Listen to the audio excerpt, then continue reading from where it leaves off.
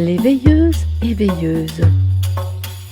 Voici le 3e épisode d'une série d'entretiens entre Marilyn Perminja et Dany Cabré-Dupuis, qui est bioénergéticienne en médecine chinoise et qui propose des méditations. Nous verrons au cours de cet entretien la portée de la méditation sur nos transformations intérieures et celle de l'humanité. C'est passionnant, Dany. Alors, j'ai d'autres questions. Comment tu vois l'évolution de l'humanité ? Alors, c'est une vaste question. Actuellement, je dirais qu'elle est bien ébranlée. Les forces du mal sont à l'œuvre de toutes parts et nous déstabilisent, comme on le voit. Nous-mêmes, les sociétés, les pays de ce monde. Tout cela est bouleversé. Nous sommes tous touchés d'une manière ou d'une autre dans cette déstabilisation. Beaucoup de tentations autour de nous, qui sont les publicités, les médias, tout un tas de choses comme ça. Nous n'avons plus de place pour Dieu. Même pas un quart d'heure par jour à lui offrir. Beaucoup d'âmes ont cessé de croire en Dieu parce que c'est ringard, parce qu'on n'en a pas besoin. On a Internet, par exemple, qui va dépasser l'intelligence artificielle et tout cela. Et il faut se poser la question, est-ce que Dieu est obsolète ? Voilà, donc, mais n'oublions pas que nous avons notre libre arbitre pour voir ce qui est bon et ce qui n'est pas bon pour nous et pour l'humanité. Parce que ce qui est important, c'est de savoir que tout ce que nous faisons, tout ce que nous pensons, tout ce que nous préparons, c'est pour nous, mais c'est aussi pour l'humanité. Donc, sachant que le mal est partout actuellement, eh bien il faut réserver des espaces de notre conscience pour essayer de remettre un peu d'ordre dans tout ça. Alors, si on lit les évangiles, on sait que Christ a été tenté et qu'il a choisi de porter une croix plutôt que de céder au mirage de Satan. Donc, peut-être que nous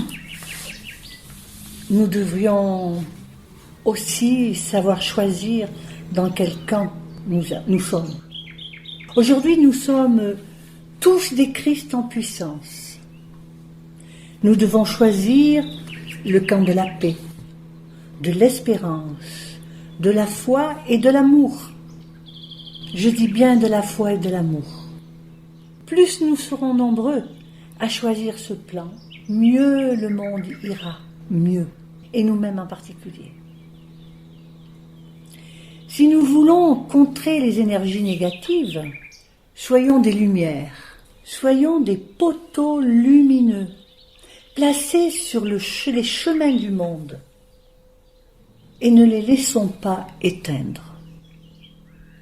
La voie de la lumière divine doit finir par illuminer l'univers. Et c'est à travers nous que cela se fait. Nous, vous, tous ceux qui se posent la question, qui suis-je, que dois-je faire pour que le monde aille mieux ? La méditation est donc un tremplin qui permet d'enjamber la nuit noire de nos cœurs pour rejoindre la lumière de la vie d'amour, parce que ce n'est que cela, cet amour inconditionnel, amour envers nous-mêmes, mais aussi pour les autres.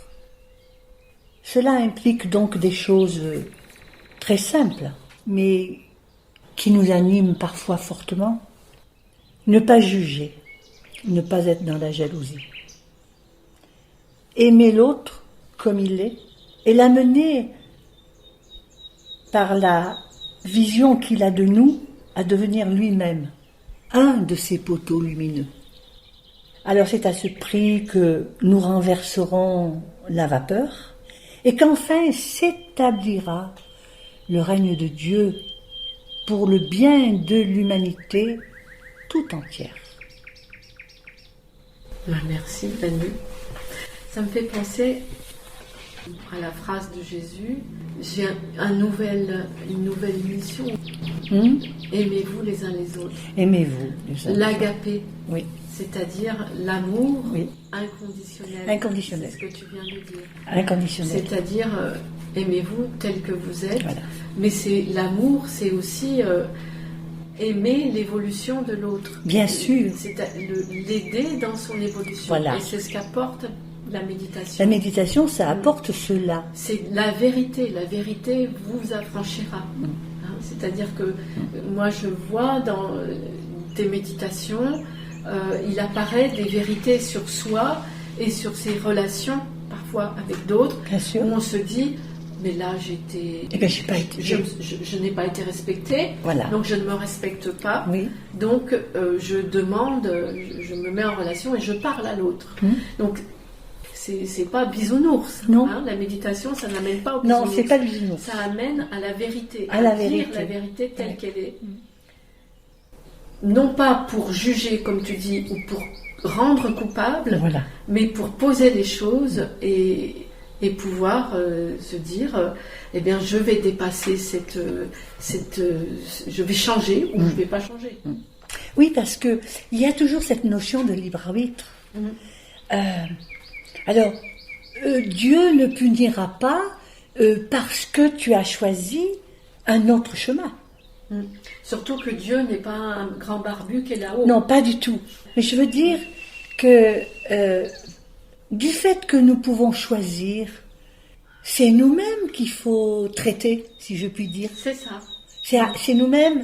Il faut nous traiter nous-mêmes pour pouvoir savoir ce qu'on veut faire. C'est-à-dire, soit on veut évoluer vers des connaissances, des choses qui vont nous apporter plein de bonheur, plein de réjouissance de notre âme, ou alors est-ce qu'on veut continuer comme ça, À consommer, à se contenter de tout ce que l'on nous présente comme ça, sans réfléchir. Alors l'humanité, elle en est là actuellement, et il y a besoin d'âmes qui méditent, qui prient, enfin voilà. Ce n'est pas une question de religion.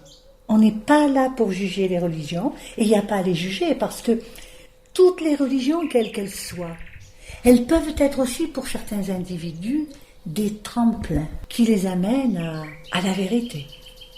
Voilà. Donc, la méditation n'est pas du tout une religion. C'est quelque chose qui se passe en chacun de soi, mais qui, à force, peut réunir. Voilà. Et c'est dans cette réunion, dans cette masse de personnes, que les âmes vont grandir et amener à une autre version de ce que l'on connaît. une autre version d'humanité. Voilà. Bien, c'est plein d'espoir, Dani. Tout à fait. Je pense qu'il ne faut surtout pas perdre espoir. Oui. Il ne faut pas se complaire dans tout ce que l'on nous dit à la télévision. On nous présente toujours les choses sur des aspects très négatifs. Et c'est à nous à prendre ce négatif et à dire, allons, du négatif, il va sortir quelque chose de bon. Oui,